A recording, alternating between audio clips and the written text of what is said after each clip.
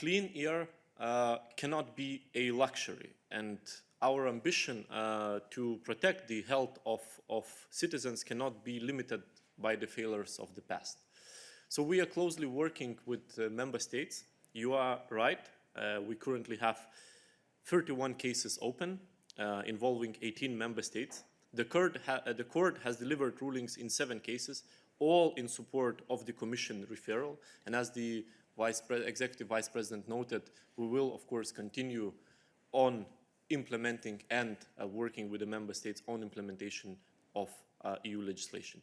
But what's most important, probably, I would like to highlight here that some member states, they really did a huge homework seizing the opportunity during the COVID-19, when the cities were shut, and really looking at their transportation system, at these major streets which can be closed, and that is going to have an impact, of course, on air quality for their citizens. And I do appreciate that effort. Commission is ready to engage with all member states, finding a suitable plan, especially in the larger cities, so that the citizens could breathe fresh air without having secondary thoughts. And as so far, I think the progress has been made huge comparing to 20 or 30 years.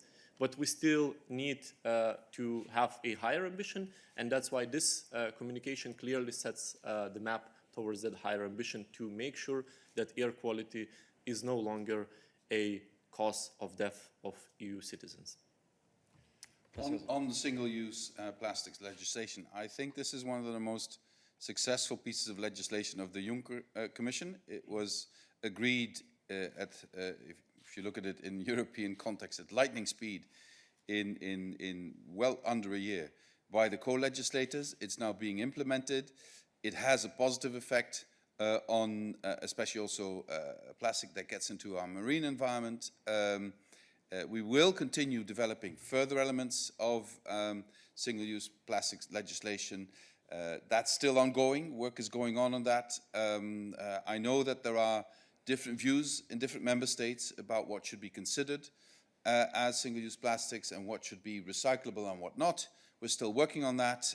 I know there are very strong feelings in Italy about this issue. Whenever I meet my friends in the Italian government, they point this out to me. We're working on it, and as soon as we're ready, you'll be the first to know. So, of course, we're going to look deeply into directive and the shortcomings and addressing any gaps. And this is probably the main message of this communication. Unfortunately, we were not able to achieve desired results, and it, of course, puts additional pressure on us to step it up. Yes, one of the causes is, unfortunately, gaps of implementation, which has to be addressed. So, absolutely, you're right. Unfortunately, our journey to zero pollution does not end in 2030. Targets which were very carefully calculated, working with the stakeholders, working with the scientists, were exactly chose that they would be reachable, and they would also put us on the path of 2050 goals. So there is different targets in different groups which were used, but the most importantly that it was calculated that by 2024 we can implement all those actions which are named there, and by 2030 reach those targets realistically on the ground and have an impact on well-being of our citizens, well-being of our ecosystems. Can I just add one word? If you look at the Green Deal as a whole, what we're doing on all the subjects is to push the envelope as far as we can. So the art of politics is always to look at what is realistic, then stretch that and surprise everyone to take it towards what is desirable. And that is what we're doing with the Green Deal across the board. So everything we do is based on careful analysis, is based on science, is then also analyzed for impact, is then scrutinized by the Regulatory Scrutiny Board. And that's how we feel very strongly about what we're doing. And for the Green Deal, this is essential because, it's easy to just formulate a target, we'll be climate neutral by 2050. But you are only credible on such a target if you actually put on the table scientifically ascertained, controlled plans that will take you there. And I think that's what we're doing in this area, like we're doing it across the board with the Green Deal. Again, here, as we mentioned in our presentation, that inaction will cost, and already costs, and it's proved more than an action. Especially when we're speaking about our citizens, their well-being, their productiveness.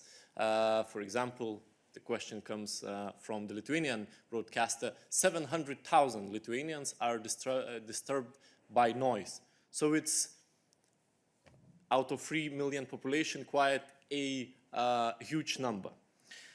What's most important that when we look at the taxes, I think each and every country needs to do their homework. Looking at the polluter pays principle, we see that it's not very well addressed, and Commission has already named it a few times that polluter pays principle can have a positive impact on other taxes, while of course paying for pollution, you can look at the social taxes as well and maybe decreasing them. So I wouldn't put it one against the other. I think this communication serves very well businesses, well-being of our citizens, and of course the taxation question must be addressed separately, ensuring that it also helps us to implement the European Green Deal and decarbonize our economy. Can I also, I just wanted to add a couple of comments. First of all, the whole Green Deal is based on a just transition. So every policy area we look at, we want to know exactly what the effects are, and we want to make sure that we are able to protect those most vulnerable and to compensate for unwanted effects, and to make sure that people who can afford it contribute more than people who can't afford it. This is central to the whole Green Deal, and also in this area. My second comment would be, if you look at these costs or the burden of change, etc., I think it would be honest, also in the communication, to compare that with the cost of non-action. And as Virginius has said before, the cost of non-action in these areas is much higher, not just in financial terms, but also in terms of health loss. 400,000 Europeans every year die prematurely because of bad air quality. Just imagine also in terms of GDP, if you could make these people live longer and healthier lives in a continent that is faced with a demographic challenge, like also in Lithuania. So please compare the cost of the transition with the cost of doing nothing, and then we always win with a transition. We always win on all factors. A final comment, since I'm talking to a Lithuanian journalist.